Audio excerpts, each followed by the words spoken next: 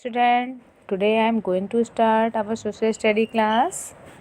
This is our chapter 11 in history, new empires. Means और कौन कौन से नए शासक थे जिन्होंने हमारे इंडिया के ऊपर अपना शासन किया, जिसमें हम देखेंगे गुप्ता एम्पायर। जो हमारे गुप्त साम्राज्य थे जो राजा थे इन राजाओं में गुप्त वंश के कौन कौन से ऐसे महान राजा थे जिन्होंने हमारे भारतवर्ष के ऊपर शासन किया, भारत के कौन कौन से सीमा पर अपने विजय पताका फहराई, इन सभी गुप्त वंश के बारे में और उसके साथ साथ हर्षवर्धन, चालुक्य वंश, पल्लव वंश, इन सभी वंश के बारे में हम अपने चैप्टर 11 न्यू एम्पायर में पढ़ेंगे। So we will start from Gupta empire. The fall of Maurya empire, Maurya साम्राज्य के पतन के बाद में resulted in the emergence of many small kingdoms across the Indian subcontinent. बहुत सारे छोटे छोटे राज्य जो थे इंडियन के सब कॉन्टिनेंट में मिलने लगे। However these kingdoms fail to produce a dynasty, इनमें से किसी का भी अपना एक राज्य वंश नहीं था जो कि इतना पावरफुल होता, जो कि एक नए राजा के रूप में अपने साम्राज्य का विस्तार कर सकता था। Who could use their strength, कौन अपनी शक्ति को, अपने रिसोर्सेज को किस प्रकार से यूज़ करता, इस प्रकार का कोई भी साम्राज्य स्थापित नहीं कर पा रहा था। तो एक राजा का पुनरुत्थान हुआ, एक वास्ट एम्पायर का जन्म हुआ। द 4th सेंचुरी CE में saw the rise of one of the biggest empire, एक बहुत ही विशाल साम्राज्य की स्थापना हुई जिसको गुप्त एम्पायर के नाम से जाना गया। दिस पीरियड विटनेस्ड, ये जो काल था ये गवाह था ग्लोरियस अचीवमेंट का इन आर्ट एंड कल्चर के क्षेत्र में, अलॉन्ग विथ फ्लरिशिंग इकोनॉमी, उसके साथ साथ अर्थव्यवस्था में इतनी उन्नति हुई। Thus it is called the golden age in Indian history, इसको भारतीय इतिहास का स्वर्ण युग के नाम से भी जाना जाता था। किस काल को? गुप्त काल को इंडियन हिस्ट्री के इतिहास में स्वर्ण युग के नाम से जाना जाता है। सोर्सेज, अच्छा वो कौन कौन से सोर्सेज हैं जिन सोर्सेज के माध्यम से हम गुप्ता पीरियड के बारे में जान सकते हैं? वो सोर्सेज हैं हमारे प्रयाग प्रशस्ति ऑफ समुद्रगुप्ता एट प्रयागराज, जो कि अब इस समय उसको हम इलाहाबाद के नाम से भी जानते हैं, बट इलाहाबाद को अब प्रयागराज के नाम से भी जाना जाता है। गिव्स अस वैल्यूएबल इन्फॉर्मेशन, जो हमको वैल्यूएबल इन्फॉर्मेशन देती है किसके बारे में? समुद्रगुप्त की विजय के बारे में। Paintings in Ajanta cave, Ajanta and Ellora की जो गुफाएं हैं उनमें जो पेंटिंग्स हैं वो हमें बताती हैं गुप्ता पीरियड में किस प्रकार का लाइफ स्टाइल फॉलो किया जाता था। The large number of coin issued by गुप्त साम्राज्य के जो शासक थे उनके द्वारा बहुत सारे कॉइन्स को इशू कराया गया। वो जो थे, जो कॉइन्स हुआ करते थे उसमें लोगों की लाइफ से रिलेटेड पिक्चर्स को भी बनवाया जाता था, जिससे पता चलता था उस समय पर लोग किस प्रकार अपने आप को ढाल कर रखते थे। Also provide insight into their economy. Literary sources include the work of the famous poet Kalidas. Literary sources में अगर हम देखते हैं जिसमें कालिदास जी थे जो कि हमारे क्लासिकल पोइट हैं, उन्होंने अपनी अभिज्ञान शाकुंतलम और मेघदूत नाम की पुस्तकों को लिखा।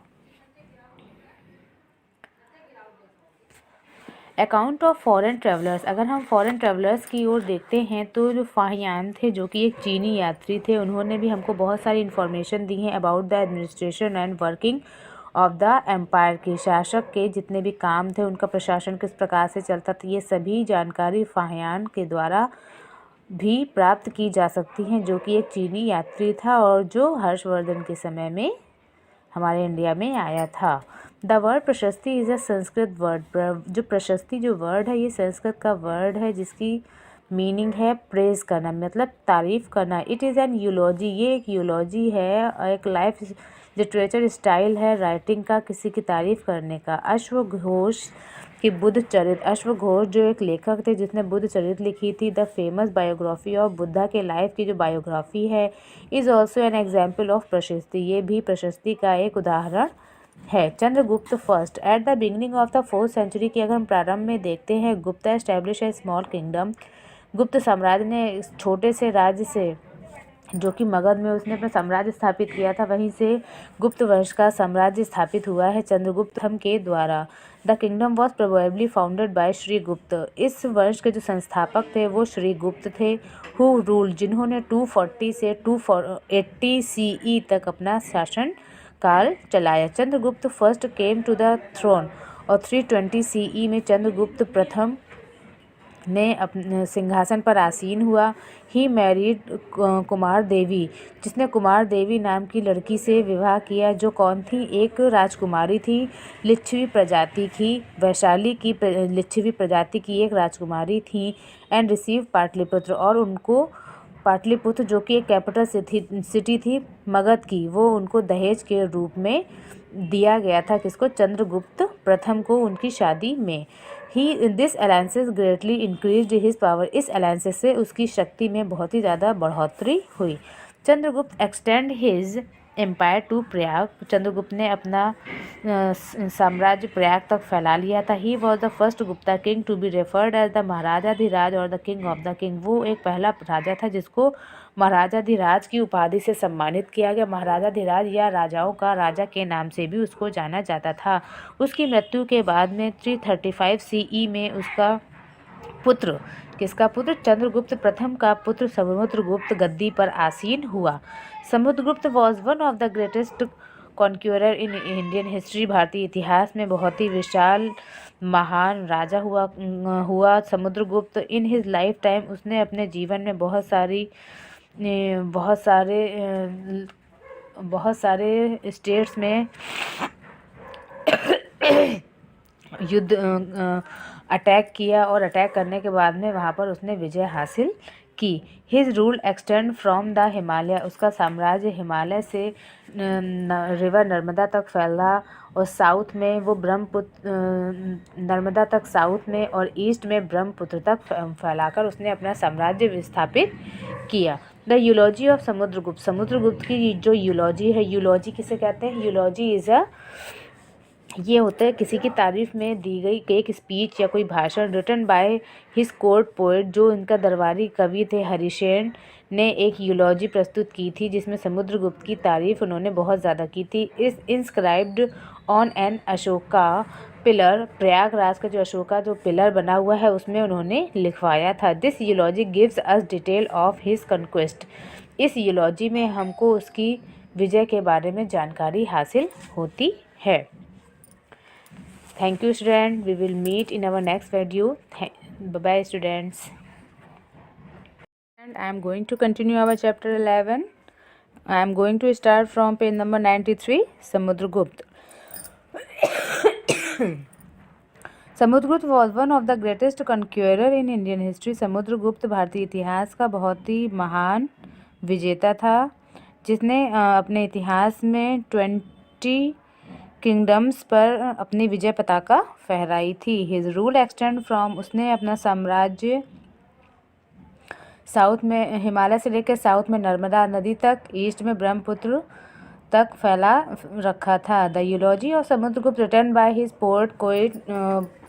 कोर्ट पोएट हरिसेन, समुद्रगुप्त की प्रशंसा में उसके दरबारी कवि हरिसेन ने एक यूलॉजी लिखी थी, इज इंस्क्राइब, जो कि प्रयागराज में पिलर में अभी भी इंस्क्राइब्ड है। This eulogy gives us in detail information about the conquest, ये इस यूलॉजी से हमको उसकी विजय के बारे में बहुत सारी जानकारी प्राप्त होती है। He annexed the kingdom of the western Gangetic plain, उसने वेस्टर्न के गंगेटिक प्लेन में युद्ध करके उसको अपने साम्राज्य में संलग्न किया था, एनेक्स किया था। द किंग ऑफ कामरूपा, जो कि आसाम के राजा थे, Bengal and Punjab were forced to pay homage to him, उन्होंने उसको जो थी were force to pay homage to him, उन्होंने अपना साम्राज्य उसके अधीन दे दिया था। इन डेक्कन प्लेटू में ही एक्सटेंड हिज पावर, उसने अपनी शक्ति को बढ़ा रखा था। एस फॉर एस कांचीपुरम, जो कि मॉडर्न चेन्नई के नाम से जाना जाता है। He did not annex the empire of the South India, उसने साउथ इंडिया के साम्राज्य को अपने में संलग्न नहीं किया था। But demanded that they pay him an annual tribute, की वो जो है उसको सालाना कुछ न कुछ अमाउंट देते रहेंगे। ही मेंटेन फ्रेंडली रिलेशन, उसने शक लोगों के साथ में, कुषाण शासकों के साथ में फ्रेंडली रिलेशन बना के रखा था समुद्रगुप्त ने।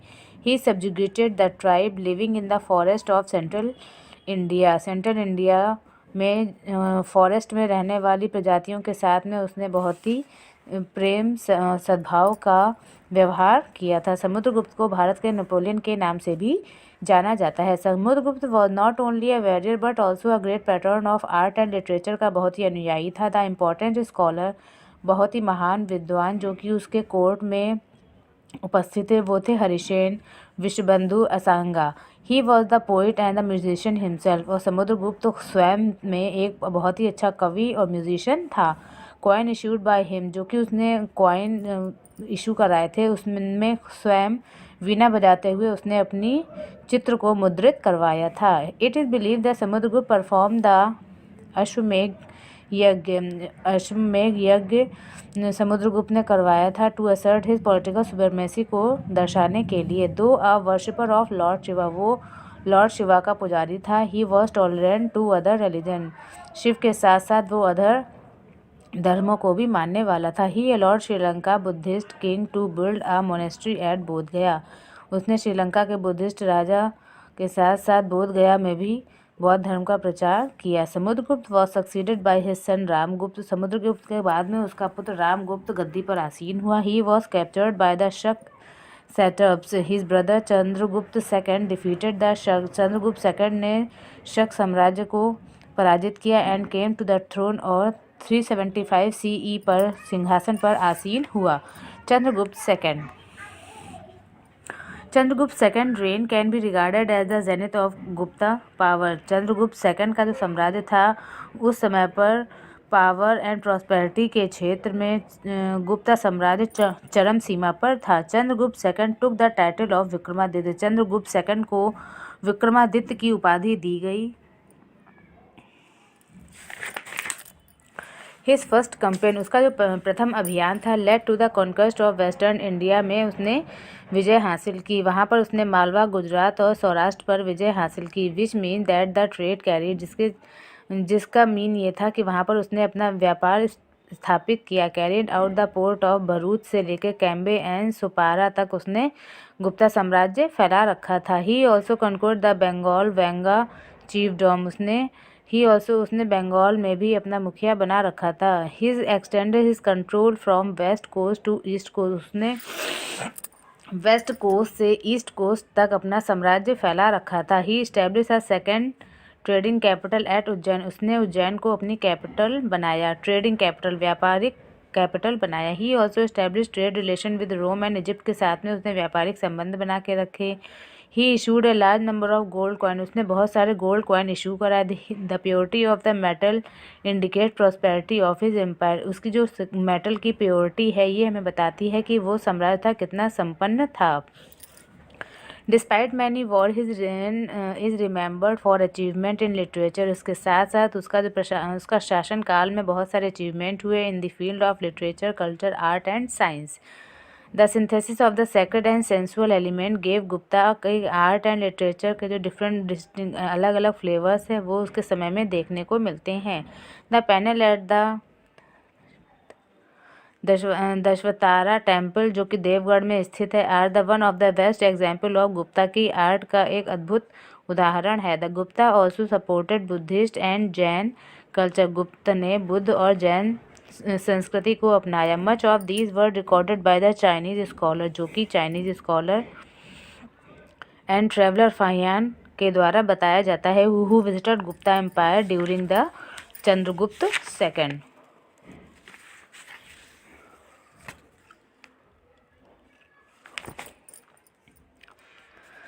लिटरेरी वर्क, नवरत्न और 9 gems adorned the court of Chandragupta second. Navratna जो कि चंद्रगुप्त सेकंड ने अपने दरबार में बना रखे थे। अमंग हुम मैनी, उनमें से बहुत सारे राइटर और विद्वान थे। The famous poet Kalidas and astronomer 12 Mihir were 2 of the 9, वो जो थे उन 9 रत्नों में से ये 2 बहुत ही प्रसिद्ध थे। The dramatist Vishakha Datta wrote a play. Dramatist Vishakha Datta ने बहुत सारे प्ले लिखे जिसमें Mudra Rakshasa that describe how Chandragupta Maurya came to the throne. Mudra Rakshasa हमें ये बताता है कि किस प्रकार से चंद्रगुप्त मौर्य अपने सिंहासन पर आसीन हुआ। पढ़नी की Ashtadhyayi was also composed in this period, इसी समय में लिखी गई। पंडित विष्णु शर्मा कंपाइल द पंचतंत्र, उन्होंने एक बुक लिखी थी जिसमें कि एनिमल्स का बहुत ही अच्छा कलेक्शन दिखाई पड़ता है। Later Gupta, Chandragupta second was succeeded by his son Kumar Gupta. Chandragupta second के बाद में कुमार गुप्त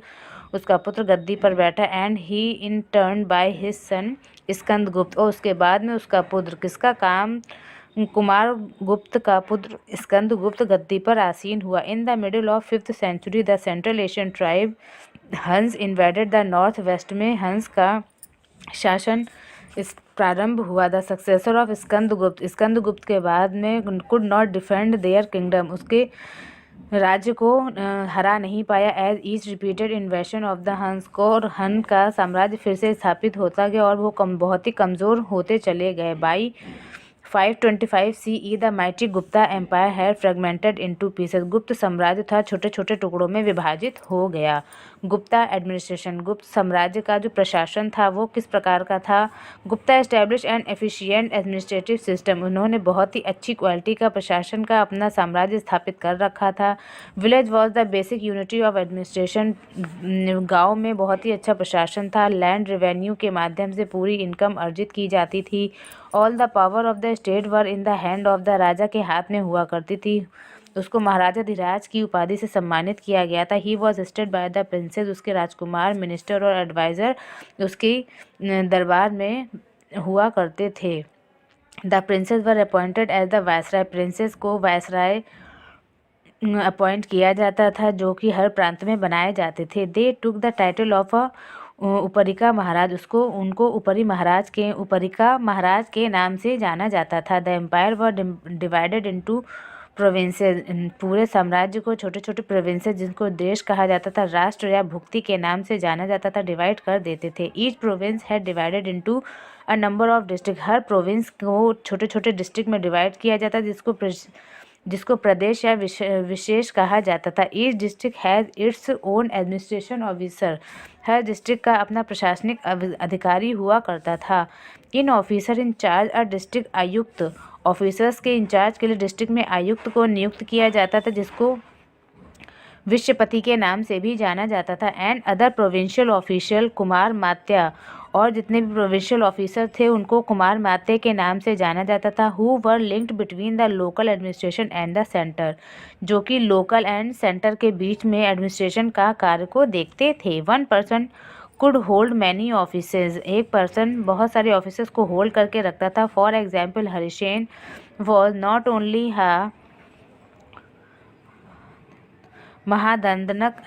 दंडनायका but also a Kumaramatya, उसको कुमार मात्या भी था। प्रोविंशियल मिनिस्टर, कुमार मात्या जिसको एक प्रोविंशियल मिनिस्टर कहते हैं। एक संधि विग्रहिका होता था जो कि वॉर एंड पीस, जितना भी युद्ध लड़ाई झगड़े होते थे तो उसमें संधि विग्रहिका नाम का एक मंत्री होता था जो सभी कार्य को बनाकर रखता था। सम मैन हु हैड अ से इन लोकल एडमिनिस्ट्रेशन, जो लोकल एडमिनिस्ट्रेशन के कार्य को देखने का काम करते थे। इंक्लूड उसको हम नगर श्रेष्ठी, जो चीफ बैंकर होते थे उनको नगर श्रेष्ठी के नाम से जानते थे।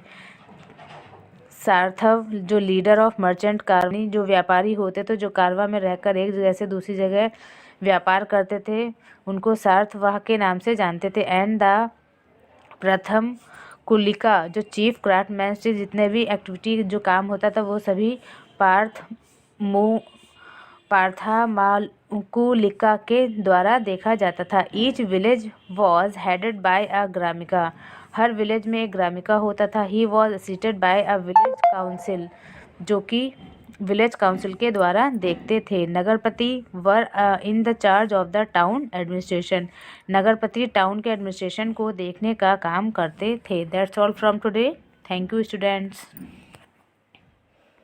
Hello student, I am going to continue our chapter 11, New Empire. Come on page number 95, Harshvardhan and his feats. Harshvardhan और उसने और कौन कौन से अच्छे अच्छे काम किए थे। Feats is known as the कारनामे। The most influential of the Pushyabhuti family was Prabhakar Vardhan.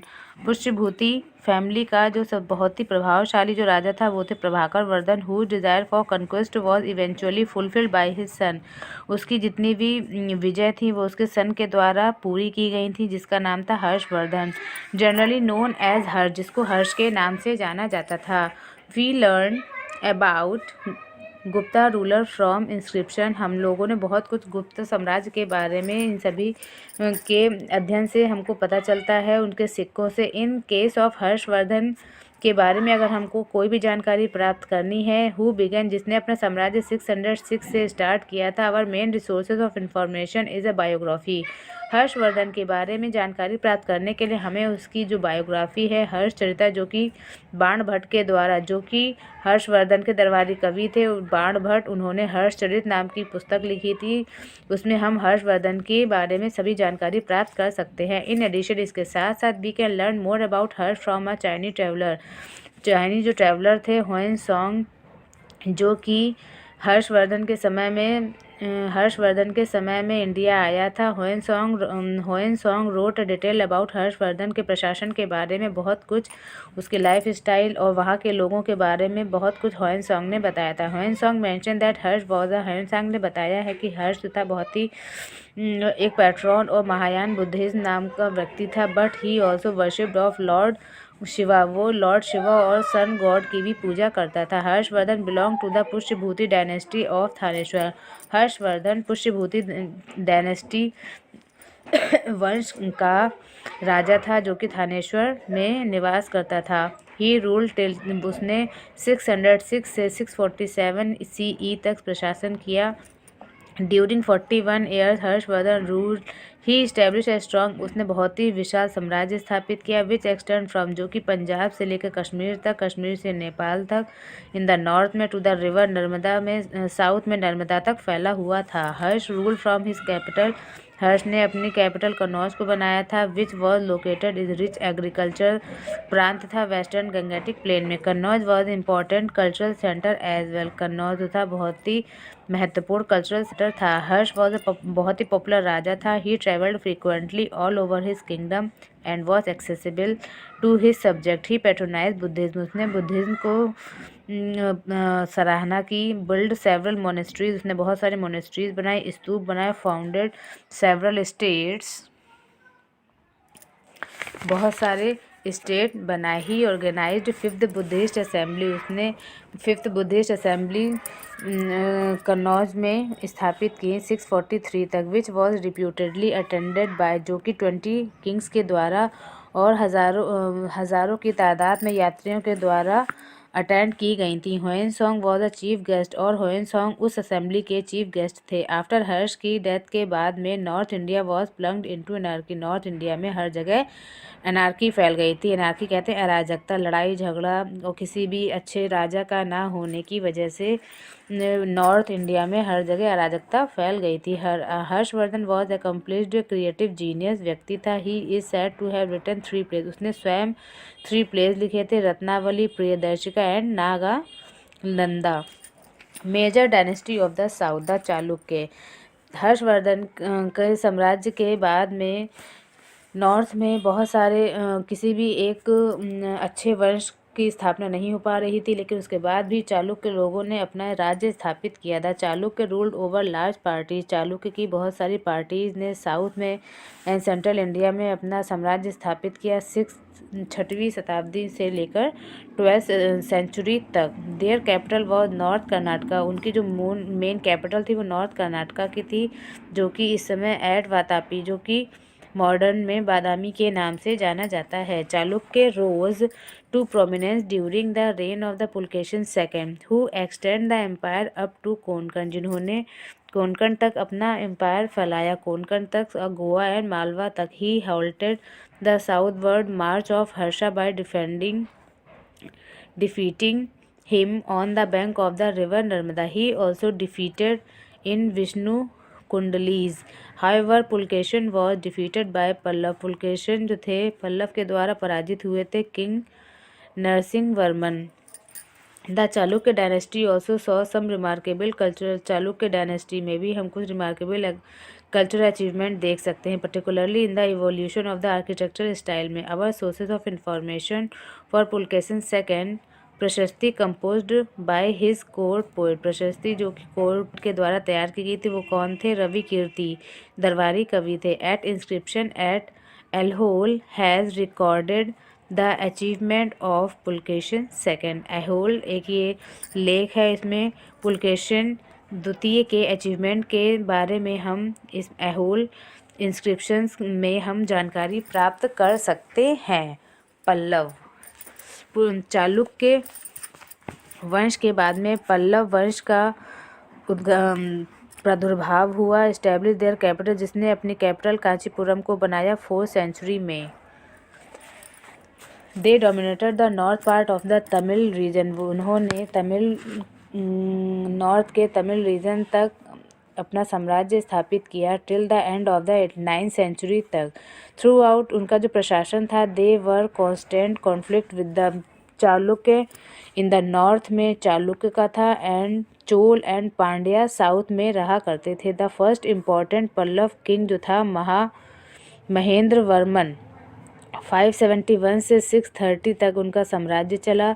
He was defeated by Chalukya Raja Pulakeshin second. उसको चालुक्य राजा पुलकेशन सेकेंड के द्वारा पराजित किया गया था।